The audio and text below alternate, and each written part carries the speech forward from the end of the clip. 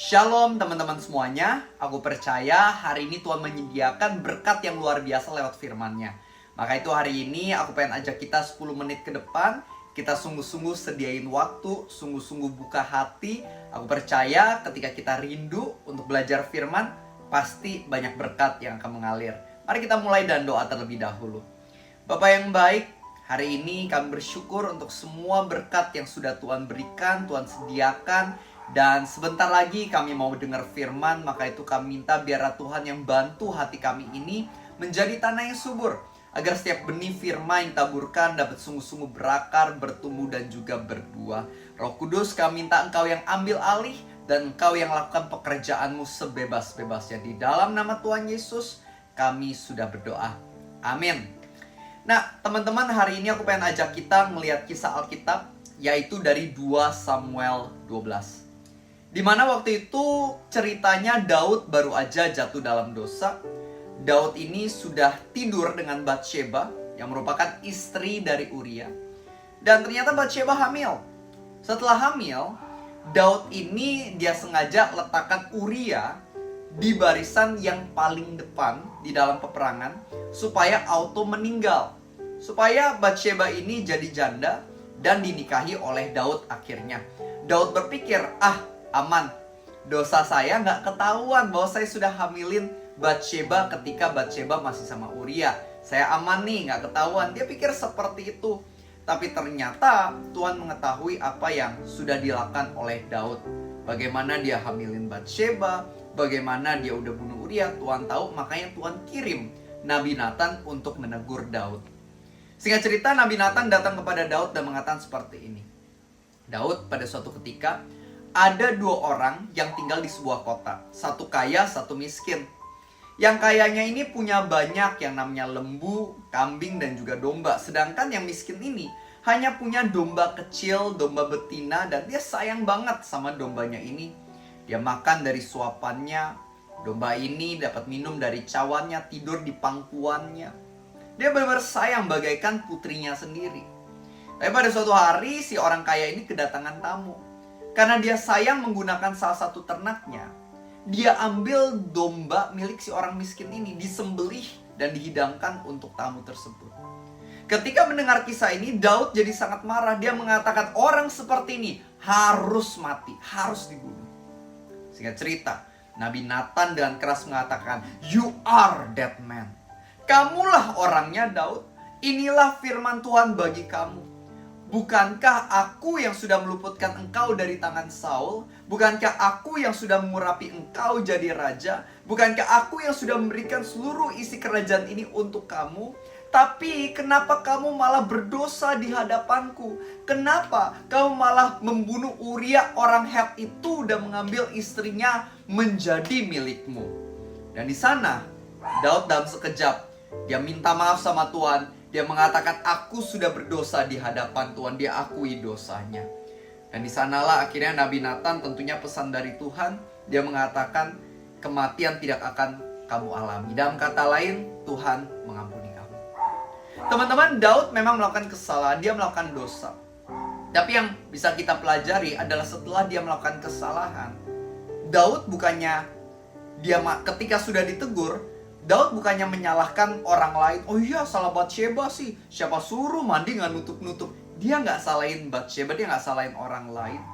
Dia juga nggak masih menyalahkan yang namanya keadaan. Oh Tuhan mau gimana, kan aku sama ini udah kerja keras buat kamu. Aku butuh hiburan. Nggak seperti itu. Tapi ketika ditegur, dia langsung mengatakan, I have sinned against the Lord. Aku udah berdosa, aku udah bersalah, Tuhan maafin aku. Ada pengakuan di sini. Dan itu yang membuat dirinya akhirnya diampuni. Dan pada akhirnya, meskipun ada dampak negatif dari dosa, pada akhirnya kita tahu Daud tetap dikenal sebagai raja yang baik di hadapan Tuhan. Daud dikenal sebagai salah satu raja yang paling berhasil dalam sejarah bangsa Israel. Kenapa? Karena walau dia udah pernah salah, dia mau mengakui kesalahan, dia mau bertobat, teman-teman. Nah, sama dengan hidupku dan hidupmu. Kita gak sempurna. Kita manusia yang sewaktu-waktu mungkin melakukan kesalahan, nyakiti hati Tuhan. Kita melanggar perintah Tuhan alias berdosa. Tapi sepanjang kita mau sungguh-sungguh minta maaf dan kita sungguh-sungguh mau bertobat, di sana ada pengampunan, pemulihan dari Tuhan. Makanya pada 1 Yohanes 1 ayat 9 kan dikatakan barang siapa mau mengakui dosanya, Tuhan kita setia dan adil, sehingga dia akan mengampuni semua dosa kita dan menyucikan kita dari segala kejahatan. God wants to forgive you. Tapi kamu harus confession, harus pengakuan di hadapan dia. Harus mengatakan, ya Tuhan, aku udah bersalah. Hari ini banyak orang yang permasalahannya adalah ketika udah bersalah, Tuhan mungkin udah tegur lewat firman Tuhan, lewat khotbah pendeta mungkin, ketika baca Alkitab mungkin. Dia udah tertegur sama firman yang diberikan. Tapi masih aja nggak mau mengakui kesalahannya atau menganggap kesalahannya nggak parah-parah amat lah. Yang lain banyak yang lebih parah. Nah kalau kayak gini pemulihan sungguh tidak akan terjadi. Semua pemulihan dimulai dari kita yang mau mengakui, yes, this is wrong. Gimana kamu pulih kalau masalahnya aja kamu nggak pandang sebagai masalah? Pandang itu sebagai sesuatu yang, hey, you know what, I have to change. Aku harus berubah. Itulah awal mula pemulihan. Dan Tuhan sungguh mau nolong kita.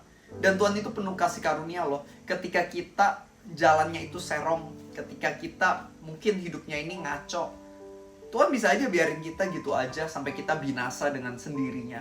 Binasa baik di bumi maupun nanti di akhirat masuk neraka. Bisa aja Tuhan gitu, tapi untungnya Tuhan kita tuh penuh kasih karunia. Dia terus tegur kita. Tuhan tegur kita nggak cuma sekali loh, terus menerus berkali-kali. Yang aku rasain dan aku lihat juga dalam kehidupan semua orang. Tuhan bisa tegur lewat firman, lewat teman kita, lewat suara di hati, Roh Kudus berbicara. Tuhan tegur kita setiap hari ketika kita ada salah.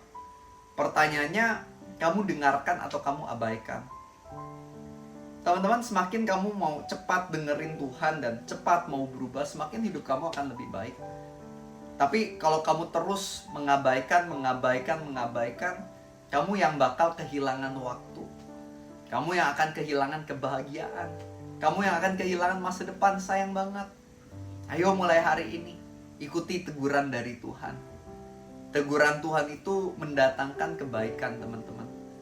Makanya kalau bisa kita baca firman Tuhan, kalau nggak salah pada Amsal 15 ayat 32 kan dikatakan, barang siapa mengabaikan didikan, itu membuang dirinya sendiri. Tapi barang siapa mau menerima masukan atau teguran, dia memperoleh akal budi. Ada hikmat, apalagi kalau tegurannya dari Tuhan. Teman-teman, kamu kalau dengar firman biasa tujuannya apa? Karena ada beberapa orang setelah dengar firman, mereka malah gini, bagus juga nih firman buat tetangga gua si Nancy. Bagus juga nih firman nih. Mertua gua harus dengar. Teman-teman, gak salah kalau kita mungkin mau kirim share renungan yang bagus buat orang lain. Gak salah, itu baik sekali. Tapi ketika kamu dengar firman, harusnya tujuan utama kamu adalah untuk mengoreksi diri. Tuhan, aku pengen firman ini mengubah akunya dulu nih. Karena kita harus ngerti bahwa kita tuh sangat butuh teguran dari Tuhan.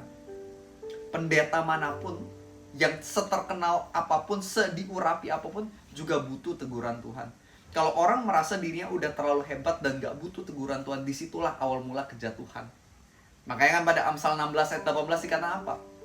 Tinggi hati mendahului kejatuhan, kecongkakan mendahului kehancuran. Yang namanya gak mau terima teguran, itu adalah bentuk kesombongan. Dan itu yang pasti membuat kita gak bergerak ke arah yang baik lagi, melainkan tanpa kita sadari bergerak ke arah yang salah yang membawa ke kehancuran. Tapi orang yang mau dengar teguran itu bakal ngejaga diri dia.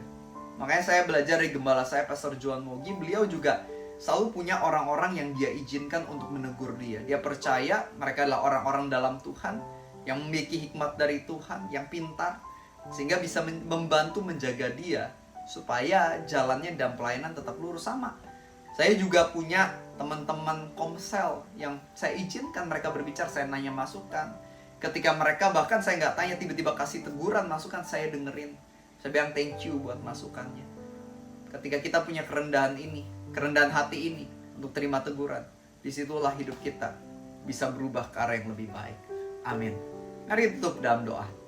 Tuhan Yesus, aku mau berdoa bagi teman-temanku yang mungkin selama ini masih sulit menerima teguran, yang mungkin selama ini masih mudah marah atau tersinggung ketika ada teguran baik dari Tuhan maupun dari sesama. Tuhan, aku berdoa mampukan kami supaya kami bisa menerima teguran dengan baik. Ubah kesombongan kami jadi kerendahan hati. Bantu kami untuk bisa memproses setiap teguran yang masuk dengan benar, Sehingga teguran-teguran itu bisa membangun hidup kami, supaya kami bisa berubah semakin serupa dengan Kristus, supaya kami bisa berubah menjadi pribadi yang semakin baik, semakin benar, dan semakin bisa jadi berkat buat sesama. Tuhan, kalau misalnya hari ini ada hal-hal yang masih gak beres dalam hidup kami, tolong tegur kami, ajar kami, ingatkan kami, dan beritahu kami jalan atau cara supaya kami bisa berubah dan bergerak ke arah yang lebih baik.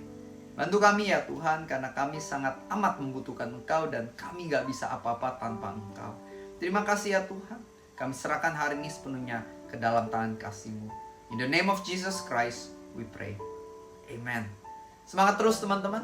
Dan jangan lupa kalau renungan firman ini memberkati, kamu bisa share kepada banyak teman dan keluarga yang lain, dengan harapan mereka juga bisa mengenal kasih Tuhan dan hidupnya diubahkan. Dan buat teman-teman yang belum subscribe, jangan lupa klik tombol subscribe, bunyikan tombol lonceng, karena ada renungan-renungan yang bagus setiap harinya untuk kamu yang pastinya bisa memberkati dan menginspirasi kamu. Oke, itu aja informasinya buat hari ini. Thank you buat semua supportnya. God bless you and see you tomorrow.